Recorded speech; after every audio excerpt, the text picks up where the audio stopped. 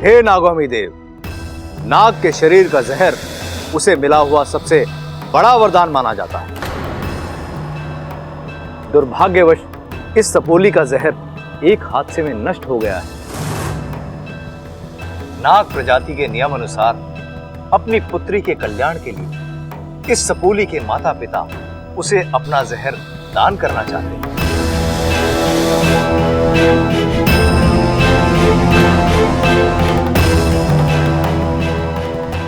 अनुमति ददातिम देवा। आज इस जहर दान के साथ साथ गिल्ली के माता पिता अपनी किन्हीं 2 अलौकिक शक्तियों का 5 वर्षों के लिए त्याग करेंगे। जहर अर्पण विधि शुरू करते हैं।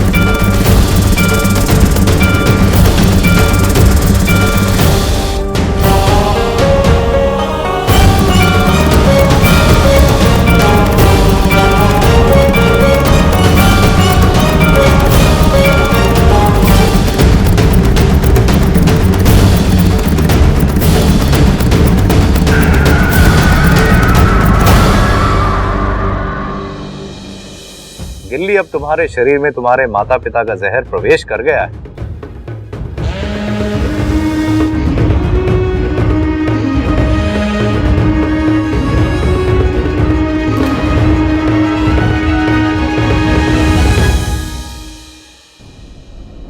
रुकिए। क्यों झूठ बोला आपने मुझसे? इच्छा, घर चलकर बात करते हैं ना बेटा। नहीं, मुझे अभी इसी वक्त बात करनी है। मुझे अपने सवाल का जवाब चाहिए। इच्छा तो नहीं पिताजी, ये वही माँ है ना जो अपनी बच्ची के लिए खुद आग में जलने को तैयार हुई थी, जो उसके लिए जान देने पर तुली हुई थी। जो माँ अपनी बच्ची के लिए अपनी जान दे सकती है, वो उसे अपना जहर क्यों नहीं दे सकती? नहीं दे सकती, क्योंकि जहर दान देने का मतलब अपनी आधी शक्ति खो देना है। कमजोरी आ जाती है और फिर हमारी उम्र बढ़ रही है, और इस बढ़ती उम्र में अगर जहर का दान दे दिया तो हमारी तबीयत बिगड़ जाएगी। माँ, आपको लगता है मैं आपकी इन बातों पर विश्वास कर लूंगी? इच्छा, तुम विश्वास करो ना करो, हमें कोई फर्क नहीं पड़ता। सच्चाई तो यही है कि इस उम्र में हम अपने जहर का दान नहीं कर सकते। और तुमने सुना नहीं, इस विधि में जहर दान के साथ साथ अपनी 2 शक्तियों को त्यागना पड़ता है। हाँ, लेकिन 5 साल बाद वो वापस भी तो आ जाती है। और इन्हीं 5 सालों में अगर हमारे साथ कोई अनहोनी हो गई तो? नहीं, हम ये खतरा नहीं उठा सकते।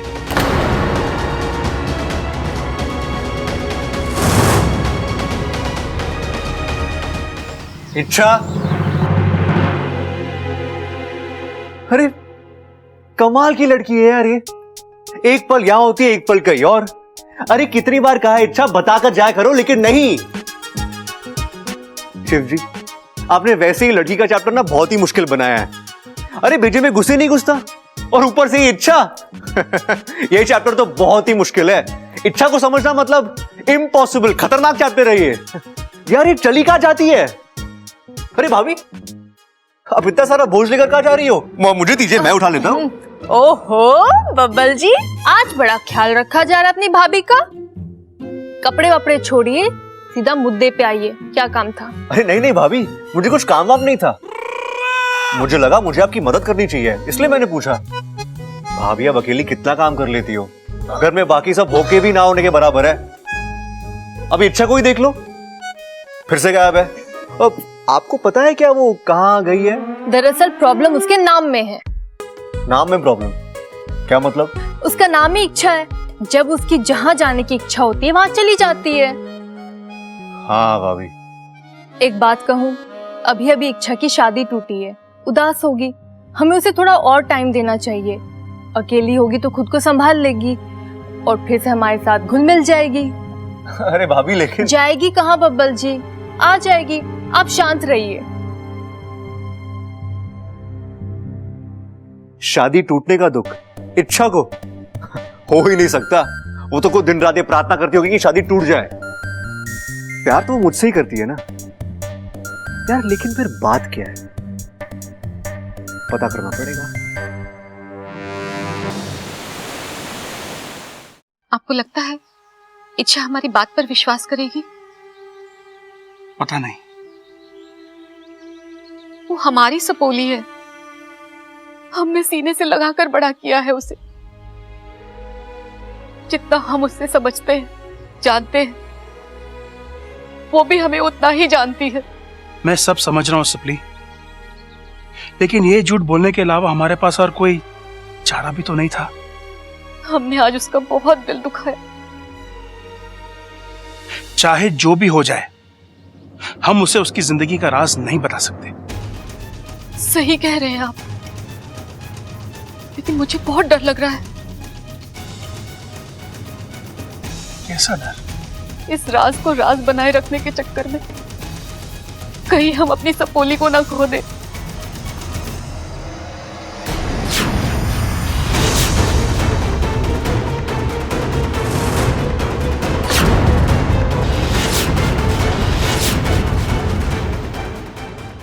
माँ, पिताजी, किस राज की बात कर रहे थे आप?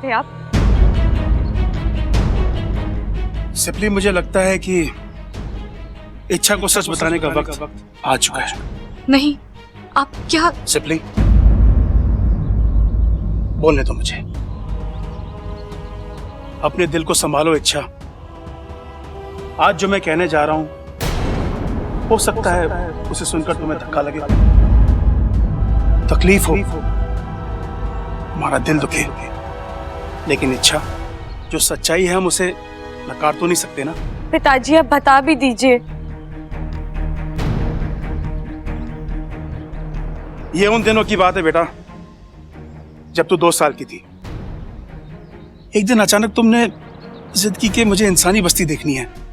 मैंने और सिपली ने तुम्हें बहुत समझाया, लेकिन बचपन की जिद। हम तुझे एक सुंदर से बगीचे में ले गए।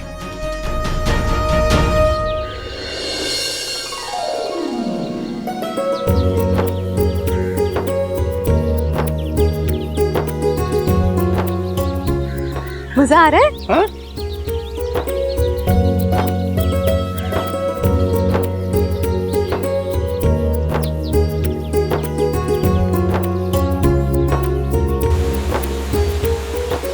सिपली, वो देखो झरना। हाँ, कितना सुंदर है। पानी ऐसे बह रहा है जैसे दूध बह रहा हो।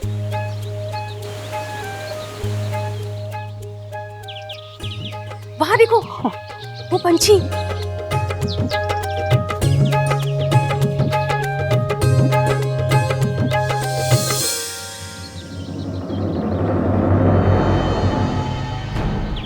और वो देखो, इंद्रधनुष। हम वहां की एक एक चीज महसूस करने लगे, और फिर थोड़ी देर के लिए तेरा हाथ हमसे छूट गया। जब हमने मुड़कर देखा तो तू वहां नहीं थी। इच्छा? हाँ? इच्छा कहाँ गई? हाँ? इच्छा? इच्छा? अबे यहीं पे तो थी। इच्छा? इच्छा? इच्छा? एक पल के लिए हमें लगा हमारी दुनिया थम गई थी। हमें अपनी लापरवाही की सजा मिल चुकी थी। हमारी इच्छा खो गई थी। हमने जैसे तैसे मुखिया जी तक संदेशा पहुंचाया। नागिस्तान के सारे नाग तुझे ढूंढने में व्यस्त हो गए। फिर हमें पता चला तुझे एक सपेरे ने कैद कर लिया था। अब हम उस सपेरे तक पहुंचने की कोशिश में लग गए, लेकिन उसका कहीं पता नहीं चला।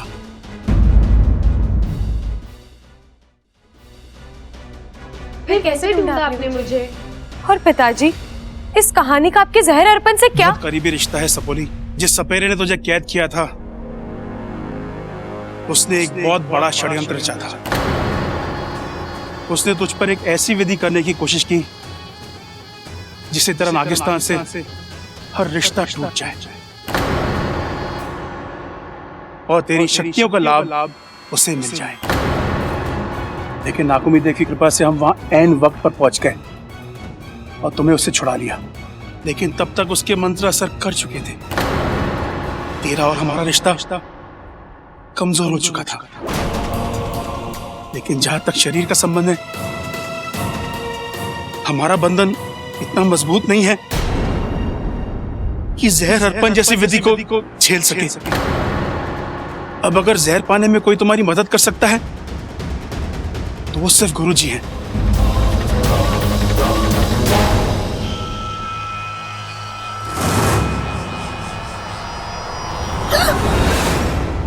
वाकू, तू डरा दिया तूने मुझे। अच्छा, तुम यहाँ कर क्या रही हो? वहाँ दुनिया तुम्हारे लिए परेशान है, दोनों घरों के लोग तुम्हें ढूंढ रहे हैं और तुम। मैं भी तो वही कर रही हूँ, मैं अपने आप को ढूंढ रही हूँ। मतलब? अच्छा, तुम जिस काम के लिए नागिस्तान गई थी वो काम हुआ? चाचा चाची से बात हुई? वो तुम्हें जहर दे रहे हैं ना? नहीं। क्यों? क्योंकि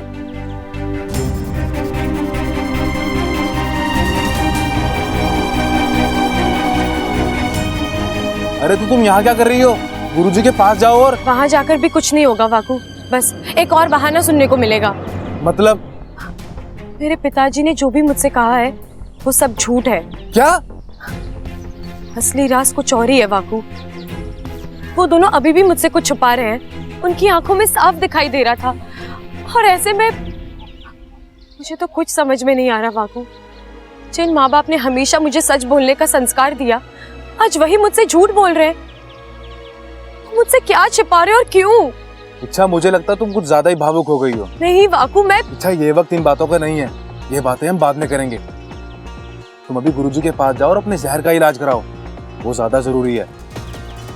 जरूरी तो मेरे सवाल भी हैं वाकू। मैं गुरुजी से वो भी पूछूंगी और इस बार जवाब लिए बगैर मैं लौटूंगी नहीं।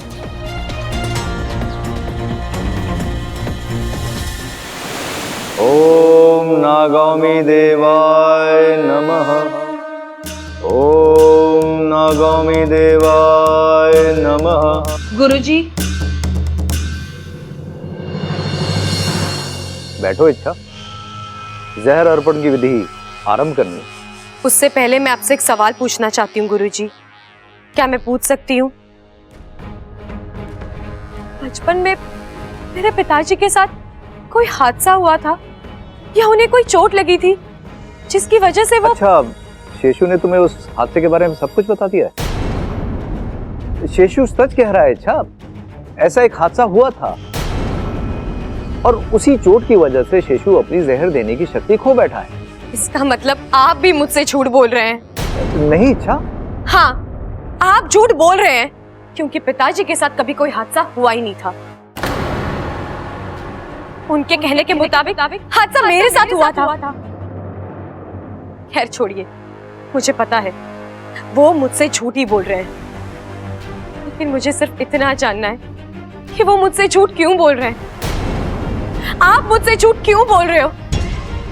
मेरी जिंदगी का ऐसा कौन सा राज है जो आप सब लोग मुझसे छुपा रहे हो? ठीक है, आप मुझे सच नहीं बताना चाहते ना, मत बताइए। लेकिन मेरी भी एक जिद है, जब तक मुझे मेरी जिंदगी का राज नहीं पता चलता, मैं जहर की एक भी बूंद ग्रहण नहीं करूंगी। नहीं इच्छा, ऐसा बिल्कुल मत करना। एक नागिन का बगैर जहर के रहना खतरे से खाली नहीं होता है। और जैसा तुम सोच रही हो ना, वैसा कुछ भी नहीं है। जो भी हो, मुझे वो जानना है और अब मैं खुद मुझसे जुड़े राज का पता लगाऊंगी। और जब तक मैं उसमें कामयाब नहीं हो जाती, मैं जहर ग्रहण नहीं करूंगी।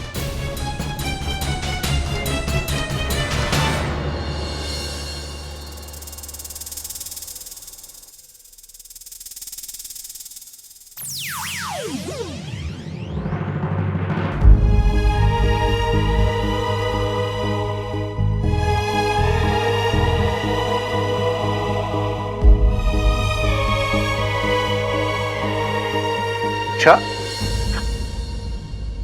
यार, कभी कभी मुझे तुम पर शक होता है। ऐसे लगता है जैसे तुम इस घर के दरवाजे इस्तेमाल ही नहीं करती। ये क्या बोल रहे हैं आप? अरे और नहीं तो क्या, अभी कुछ देर पहले मैं तुम्हें यहां देखने आया था, लेकिन तुम यहां थी ही नहीं। और ऐसे हर बार होता है, जहां मैं तुम्हें ढूंढता हूं तुम वहां नहीं होती हो, जहां तुम होती हो वहां मैं। उफ, खैर छोड़ो, अभी तुम कहाँ थी? बबल जी, एक बात बताइए, मेरे यहाँ होने ना होने की चिंता आपको क्यों लगी रहती है? मैं कोई बच्ची नहीं हूं जो खो जाऊं। जानता हूं तुम बच्ची नहीं हो, इसलिए डरता हूं मैं, और तुम्हें खोना मैं बर्दाश्त नहीं कर सकता।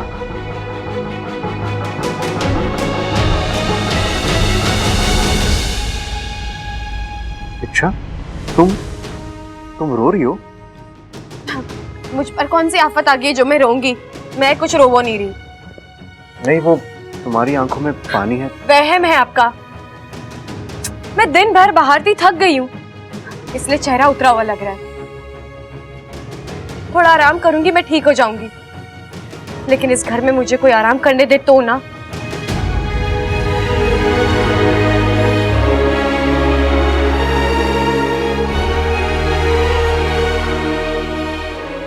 अच्छा, घर में सबको लगता है कि तुम शादी टूट जाने की वजह से दुखी हो,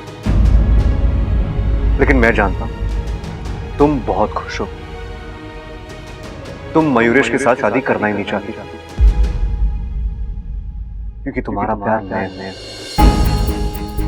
और मैं ही रहूंगा।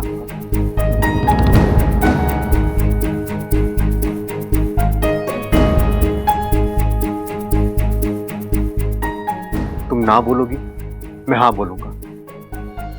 सच क्या है, हम दोनों जानते हैं, एक ही बात को बार बार कहने से सच्चाई बदल नहीं जाएगी इच्छा।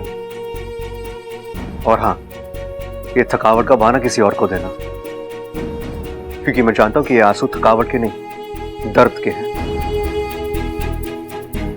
वो दर्द जो तुम्हारी आंखों में है, लेकिन मैं अपने दिल में महसूस कर रहा हूं।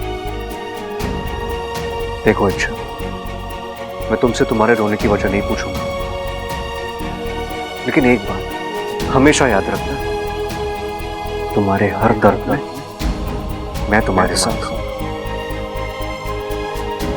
तुम मुझसे अपना हर दर्द बांट सकती हो,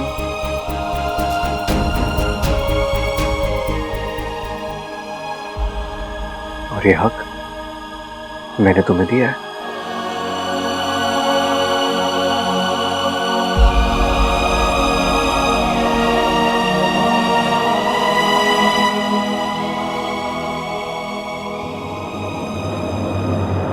वाकू, वाकू, कुछ पता चला? अच्छा, मेरे पास तुम्हारे किसी सवाल का कोई जवाब नहीं है, लेकिन मैं इतना जरूर जानता हूं कि कुछ तो है। जो भी है वाकू, पता लगाना होगा। लेकिन इसमें खतरा है। तुम्हारे पास ना तुम्हारी शक्तियां हैं, ना तुम्हारा जहर, और बाहर कदम कदम के ऊपर दुश्मन घात लगाए बैठा है। तुम ऐसे कैसे? छोड़ ना वाकू, मैं क्यों सोचूं इस बारे में? इसकी चिंता माँ और पिताजी करेंगे, अब उन्हें तय करना है। उनके लिए अपना राज ज्यादा प्यारा है या उनकी बेटी।